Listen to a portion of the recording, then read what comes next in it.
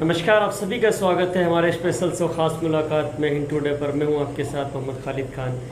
आज हमारे साथ बात करने के लिए अलीगढ़ मुस्लिम यूनिवर्सिटी की पूर्व छात्रा मौजूद हैं, जो कि वो हाथरस की रहने वाली हैं, कविता गोला।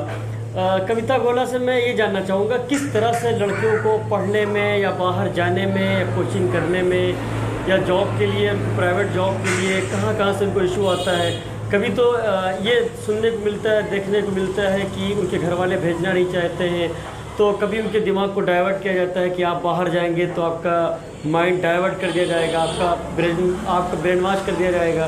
तो इस तरह से जितनी भी परेशानियां होती हैं, दिक्कतें होती हैं, बहुत लोग ये भी कहते हैं कि जैसे कि अगर कोई सेंट्रल यूनिवर्सिटी हो, जैसे कि ANU की हम बात करते हैं, तो उसके अंदर जो है एक नॉन मुस्लिम अगर हो तो उसमें उसको पढ़ने में, एडमिशन में बहुत दिक्कत होती है। तो कविता, मैं आपसे जानना चाहूँगा कि आपको इसमें कोई अलीगढ़ मुस्लिम यूनिवर्सिटी में एडमिशन में या पढ़ने में 5 साल में कोई आपको इशू हुआ? थैंक यू बोलना चाहती हूँ मैं हिंद टुडे चैनल को। मेरा नाम कविता गोला है, मैं ANU की पूर्व छात्रा रही हूँ। जैसा कि आपने बताया कि ANU में एजुकेशन के टाइम मुझे कोई परेशानी हुई या फिर लड़कियों को कोई परेशानी होती है या नहीं, तो मैं बता दूं कि मुझे मेरे 5 साल का जो टाइम था उसमें कभी ANU में रहते हुए कोई परेशानी नहीं हुई। मैं नॉन मुस्लिम थी। कहते हैं कि नॉन मुस्लिम्स को बहुत ज़्यादा टॉर्चर किया जाता है, उनका ब्रेन वॉश किया जाता है ANU में, या उनका रिलीजन कन्वर्ट करवा दिया जाता है। तो मेरे साथ कभी ऐसा कोई इशू नहीं रहा। मैं अगर ये कहूँ कि मेरे साथ क्या, मेरी जितनी भी नॉन मुस्लिम फ्रेंड्स थी, हम लोगों को कभी ये चीज़ फेस नहीं करनी पड़ी। और ANU का जो कल्चर है वो वैसे भी बोलते हैं इंडिया में कि डाइवर्सिटी है, तो हमें एक नया कल्चर सीखने को मिलता है ANU में। जैसे कि मुस्लिम्स का कल्चर है कि भाई नमाज पढ़ना, रोज़ा एंड ऑल, इस तरीके की जो बहुत सारी चीज़ें होती हैं वो सब हम यहाँ पर देखते हैं। हिंदू रिलीजन से हट करके हम मुस्लिम्स का कल्चर भी सीखते हैं, और जो वर्ल्ड में जिस तरीके से मुस्लिम कंट्रीज़ हैं उनके बारे में भी हमें पता चलता है। तो मैं तो यही बोलना चाहती हूँ कि मुझे ANU की छात्रा रहते हुए कभी इन सारी चीज़ों को फेस नहीं करना पड़ा, और मेरा जो टाइम पीरियड था वो बहुत अच्छे से गया। मैं ANU में मैं समझती हूँ मैं बहुत लकी हूँ।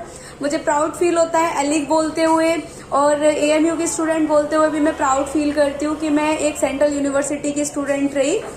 और बता देना चाहती हूँ उन स्टूडेंट्स को जो ANU में एंट्रेंस या ANU में एडमिशन लेने से बहुत डरते हैं, कि ANU का जो टैग है ना, वो जब आप कहीं जाते हो और जब बताते हो कि भाई वो आप ANU स्टूडेंट हो, तो आपको एक प्रायोरिटी सी भी दी जाती है।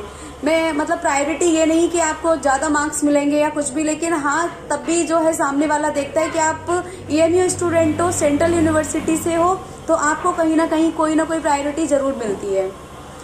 और जिस तरह अच्छा, एक चीज़ आपसे पूछना चाहेंगे कि जैसे कि लोग जो है अपने घरों से, जैसे कि नॉन मुस्लिम लड़के हों, लड़कियां हों या और भी लोग हों, तो जैसे क्या उनको अलीगढ़ मुस्लिम यूनिवर्सिटी हो या जामिया मिल्लिया हो, कोई भी हो, तो वो गांव से वहां पे भेजने में, मुस्लिम हो या नॉन मुस्लिम हो, गांव से भेजने में अपनी लड़कियों को क्यों कतराते हैं, क्यों घबराते हैं कि कोई बात ना हो जाए। इससे पहले भी कई वाद विवाद हो चुके हैं जामिया के अंदर, अलीगढ़ मुस्लिम यूनिवर्सिटी के अंदर। तो इस तरह से आप लोग किस तरह से बचते रहे होंगे?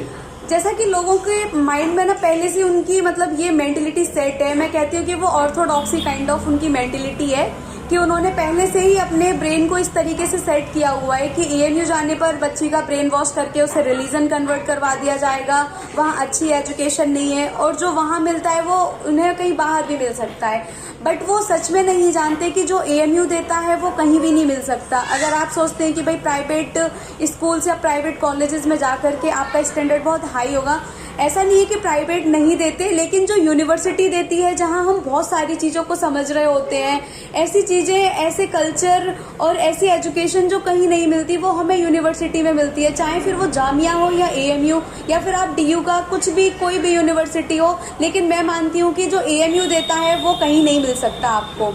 और जो पेरेंट्स इस चीज़ से कतराते हैं कि हम अपनी बेटी को कभी ANU नहीं भेजेंगे क्योंकि भाई वो उसका ब्रेन वॉश कर दिया जाएगा, तो ANU में ऐसा हालांकि कभी कुछ नहीं होता है। ये लोगों की अपनी मेंटेलिटी है कि उन्होंने पहले से ही ऐसा सेट किया हुआ है। अगर मैं यहाँ एक वाकया दोहराना चाहती हूँ कि किसी वक्त में मेरे को एक ऐसी ही बच्ची से मुलाकात हुई और उसका AMU में 9th में एंट्रेंस जो है क्लियर हुआ, लेकिन उसकी मम्मा ने उसे वहां नहीं जाने दिया। उन्होंने बोला कि पहले तो हम पंडित हैं और दूसरी बात मेरी लड़की का वहां रिलीजन कन्वर्ट करवा दिया जाएगा।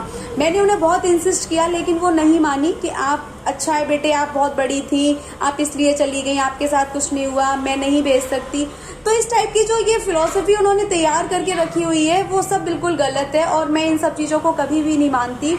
मैं देश की बेटियों से कहना चाहती हूँ कि आप ऑल ओवर द इंडिया, क्या all over the world, Thailand से भी बच्चे आते हैं, मलेशिया से भी वहाँ बच्चे पढ़ने के लिए आते हैं। तो मैं तो बोलना चाहती हूँ कि ऑल ओवर द इंडिया अगर आप कहीं भी हैं और आप AMU ज्वाइन करते हैं, दैट मीन्स कि आप एक अच्छी यूनिवर्सिटी में जा रहे हैं। बहुत सारे एग्जाम्पल्स हैं यहाँ पे, जैसे बालिका बधू की जो दादी हैं, दादी साहब, बहुत सारे लोग उनका नाम तो नहीं जानते होंगे लेकिन दादी साहब के नाम से इंडिया उन्हें बहुत अच्छे से पहचानता है। वो उसी वुमेन्स कॉलेज, उसी अब्दुल्ला हॉल की स्टूडेंट रही। जावेद अख्तर जी को सब जानते हैं, AR रहमान हो, ऐसे बहुत सारी पर्सनैलिटीज हैं जो आप सबके सामने एक एग्जाम्पल बन के खड़ी हुई है। अभी जो है इससे पहले भी प्रधानमंत्री जी ने भी काफी तारीफ की है अलीगढ़ मुस्लिम यूनिवर्सिटी की, उसको मैंने देखा। हाँ जी। तो जो लोग एक तरीके से भ्रम फैलाते हैं कि इस तरह से यूनिवर्सिटियों में नहीं जाना चाहिए, वो जो है आपको डाइवर्ट कर देंगे, आपका ब्रेन वॉश कर देंगे, आप वहाँ जाएंगे तो आप बदल जाएंगे, आप बदले से रहेंगे। तो ये कहीं ना कहीं लोगों के पीछे जो है एक तरीके से बहुत बड़ा जाल रचा जा रहा है और उनकी जो शिक्षा है उसमें बाधा डाला जा रहा है और उनको रोका जा रहा है। हाँ जी। मेरा तो मानना यही होगा।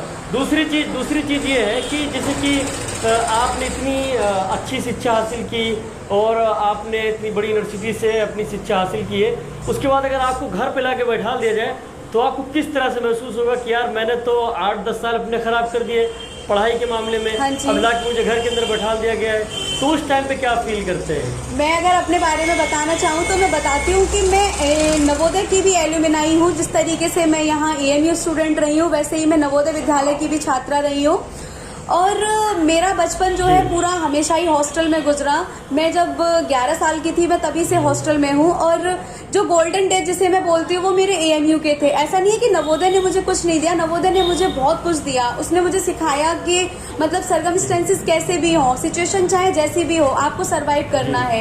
ये चीज़ मैंने AMU में आकर के भी सीखी कि हमारा लंच भी हो गया 2:30 बजे और हमारी 3 बजे से क्लास है और हम किस तरीके से क्लास लेने के लिए खाना खा के भागते हैं कि भाई हमारा प्रोफेसर क्लास में बैठा होगा, हम नहीं जा सकते।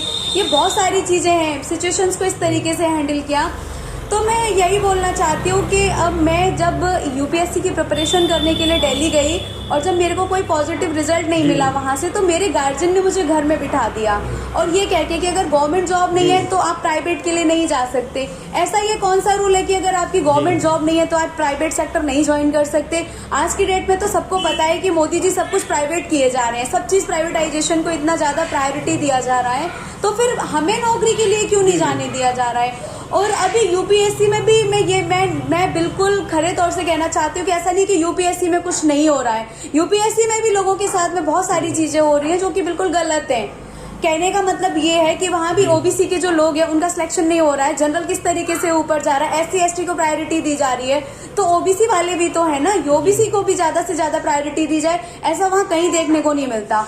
और रही बात गवर्नमेंट जॉब की, तो मैं इस चीज को बहुत ही मतलब सिरे से खारिज करना चाहती हूँ कि जो पेरेंट्स अपने बच्चों को इतने अच्छे यूनिवर्सिटी से पढ़ाने के बाद, एक रेप्यूटेड इंस्टीट्यूट से पढ़ने के बाद में अपनी बेटियों को, अपने बेटों को प्राइवेट के लिए नहीं जाने दे रहे हैं, तो वो बिल्कुल गलत है। आप उनकी एजुकेशन के साथ खिलवाड़ी नहीं कर रहे, इवन आप उनके टैलेंट को घर में बिठा करके मार रहे हैं। अगर मैं अपने बारे में बताऊं तो मैं बताती हूँ कि मैं एक ऐसा दौर है जिसमें कि ना हम इधर जा सकते हैं ना हम उधर जा सकते हैं। कहने का मतलब कि हम कुछ भी नहीं कर पा रहे हैं, जो मेरा टैलेंट है वो भी मरता जा रहा है। आप गांव से निकल के अपने बच्चों को आपने गांव से निकल के शहर की ओर भेजा, सबको पता है कि भाई हम आज के टाइम में अर्बनाइजेशन को कितना फॉलो कर रहे हैं। हर दूसरा बंदा, हर गांव में, हर घर से दूसरा बंदा शहर की ओर बढ़ रहा है। क्यों? क्योंकि सबको पता है कि जो अर्बन एरियाज में मिल रहा है वो रूरल में नहीं है। चाहे मोदी जी हमेशा कहते रहे कि उनका गांव में ही विकास होगा तो सब कुछ होगा, चाहे गांधी जी आर्टिकल 40 दे करके चले गए कि विलेज पंचायत बनाइए, गांव में विकास कीजिए, गांव का विकास होगा तो देश का विकास होगा, ऐसा कहीं भी किसी को नहीं दिखाई देता। एक गांव को नगर पालिका घोषित कर देने से ये नहीं होता कि गांव में विकास हो रहा है, या फिर यहाँ जो नगर पालिका या मैं बोलूँ कि नगर निगम की गाड़ियां कचरा उठाने आ गई तो इट डजंट मीन कि यहाँ विकास हो गया। देखिए मैं आपको बता दूं कि मैं उस मुद्दे पे आपसे बात करूंगा। हाँ जी। समय कम होने की वजह से जो आपने इतना बोला इसके लिए आपका बहुत बहुत शुक्रिया। हम इस मुद्दे पे आपसे अगले दिन बात करेंगे। हाँ जी। और जो आपने सारी बातें बताई तो मैं अपने चैनल के माध्यम से ये कहना चाहूँगा कि जिस तरह से कविता जी ने बताया कि मतलब पढ़ाई में किस तरह से लोगों के घर वाले सोचते हैं, और खास तौर से जो मुस्लिम यूनिवर्सिटियां हैं जैसे अलीगढ़ मुस्लिम यूनिवर्सिटी है उनके अंदर भेजने से काफ़ी कतराते हैं, तो उसमें आपका तो कहना यही है साफ तौर पे कि मतलब कोई किसी को घबराने की जरूरत नहीं है, अपने बच्चों को पढ़ाना चाहिए, ज़्यादा से ज़्यादा पढ़ाना चाहिए, और पढ़ाने के बाद में घर में बैठाना नहीं चाहिए। तो इन सब बातों पे बात करने के लिए आपका बहुत बहुत शुक्रिया।